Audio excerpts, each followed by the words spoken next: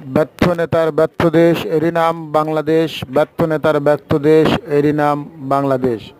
Doctor Mohammad Yunus ২৪ সালের ৫ই August বৈধ সরকারকে হটিয়ে দিয়ে উনি ক্ষমতার মসনদে বসেছে ২৪ সালের ৮ই আগস্ট।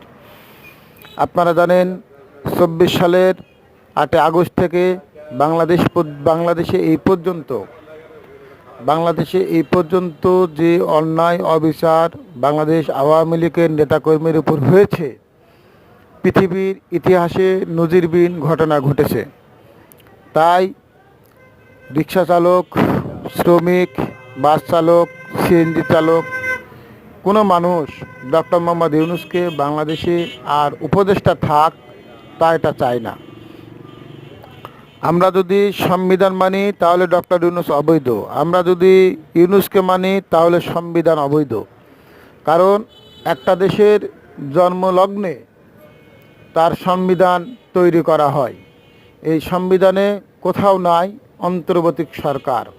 তাই আমরা সারা বাংলাদেশের 18 কোটি জনতা ইউনূসের বিপক্ষে গর্জে উঠুন, হটাও ইউনূস, বাঁচাও দেশ, শেখ হাসিনার নির্দেশ।